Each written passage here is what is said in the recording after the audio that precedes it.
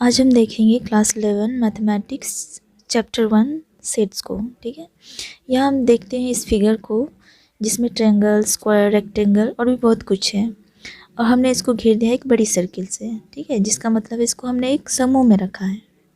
ठीक है, सिंपल भाषा में अगर सेट्स को समझा जाए तो अगर हम किसी भी चीज़ को अगर डिफ़ाइन करते हैं या डिफ़ाइन कर सकते हैं और उसको डिफ़ाइन करके एक समूह में रख सकते हैं, ठीक है, उसका कलेक्शन हम बना सकते हैं, तो उसी को सेट्स कहते हैं। अगर मैं पूछूं कि आपके स्कूल में क्लास 10 के सभी स्टूडेंट्स का कलेक्शन बना है, तो क्या ये पॉसिबल है? क्या ये सेट्स के अंतर्गत में आता है? क्लास 10 के सभी स्टूडेंट का कलेक्शन हम बना सकते हैं कि नहीं? बना सकते हैं, बिल्कुल बना सकते हैं, क्योंकि क्लास 10 में हो भी सकता है 100 स्टूडेंट हो भी सकता है 90 स्टूडेंट हो, जिसको हम डिफ़ाइन कर सकते हैं।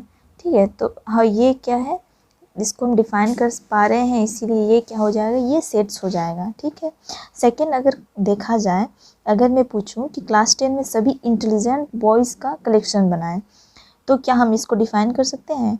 हम किसको इंटेलिजेंट बॉयज़ मानेंगे? टोटल 100 स्टूडेंट में से हम किसको इंटेलिजेंट मानेंगे या किसको इंटेलिजेंट नहीं मानेंगे? तो इसको ये हम हमारे मानने से नहीं ना होता है, जिसको हम कम्प्लीटली डिफ़ाइन नहीं कर पा रहे हैं, तो ये सेट्स के अंतर्गत नहीं आएगा।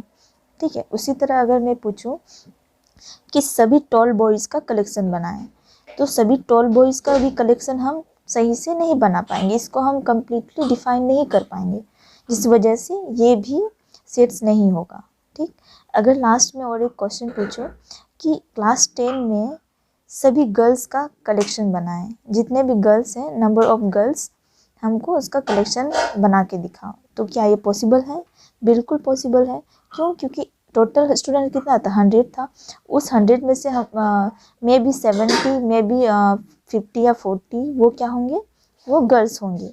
तो ये डिफ़ाइन कर सकते हैं, इस वजह से ये क्या है, ये सेट्स के अंतर्गत आता है। ठीक है, हम अभी देखेंगे सेट्स का डेफिनेशन। ठीक है, a set is a well defined collection of objects. Set क्या है? एक set is a well defined, ठीक है, क्या है, well defined collection of objects. हमने there are two methods of representing a set. First, roster or tabular form. Second, set builder form. मान लिया हम लिखना चाहें set of all vowels in the English alphabets, तो क्या हो जाएगा, हम लिखेंगे ए इक्वल टू, और यहाँ पे ब्रैकेट देंगे और उसमें जो भी है AEIOU उसको हम लिख देंगे। उसी तरह नेक्स्ट वीडियो में हम सीखेंगे आगे के बारे में भी। Okay, exercise 1.1 question number 1, which of the following are set, justify your answer. ठीक है, हमको बताना है इसमें कि कौन कौन सा सेट है, और अगर है तो क्यों है। ठीक है, एक नंबर में देखेंगे question number 1, the collection of all the months of a year beginning with the letter J. तो क्या इसका हम कलेक्शन बना सकते हैं? जैसे जनवरी हो गया, ठीक है, तो जनवरी भी जे से है, उसी तरह जे से जितने भी हमको मिलता है पूरे टोटल मंथ्स में, तो उसका हम सेट्स बना सकते हैं कि नहीं बना सकते हैं? जैसे हो गया जनवरी, जैसे हो गया जून, जैसे हो गया जुलाई, ये सब क्या है, लेटर जे से बिगनिंग हो रहा है, स्टार्ट हो रहा है, इसका मतलब इसका हम कलेक्शन, ये वेल डिफाइंड है, इसको हम डिफाइन कर सकते हैं, इसलिए ये सेट हो गया। ठीक, second number, the collection of 10 most talented writers of India. ठीक है, तो क्या हम इसका सेट हम इसको सेट कह सकते हैं? मोस्ट टैलेंटेड बोला है, ठीक है, तो हम किसी को टैलेंटेड, जैसे कि पिछले हमने आगे देखा है, जैसे हाइट हो गया, जैसे टैलेंटेड हो गया, जैसे इंटेलिजेंट हो गया, ये सब हम नहीं बता सकते हैं, इसको हम वेल डिफाइन नहीं कर सकते हैं। ठीक है, तो ये भी क्या हो जाएगा, ये सेट नहीं है। थर्ड नंबर भी अगर हम देखेंगे, a team of 11 best cricket batsman of the world, तो ये भी क्या है, इसको भी हम वेल डिफाइन नहीं कर सकते हैं। ठीक है, जिसको हम डिफाइन ही नहीं कर सकते हैं तो वो सेट नहीं होगा, तो इसको भी लिख देंगे कि ये सेट नहीं है। फोर्थ अगर देखेंगे, the collection of all boys in your class. हम लोगों ने देखा भी था कि जिसको हम डिफाइन कर सके। मान लो कोई क्लास है, क्लास में 100 स्टूडेंट्स हैं, 100 में से कुछ तो बॉयज़ होंगे जिसको हम काउंट कर सकते हैं, जिसको हम डिफाइन कर सकते हैं। अगर इसको हम डिफाइन कर सकते हैं कितने नंबर ऑफ बॉयज़ कितना है, इसीलिए ये क्या है, ये भी सेट है। नेक्स्ट देखेंगे, the collection of all natural number less than 100।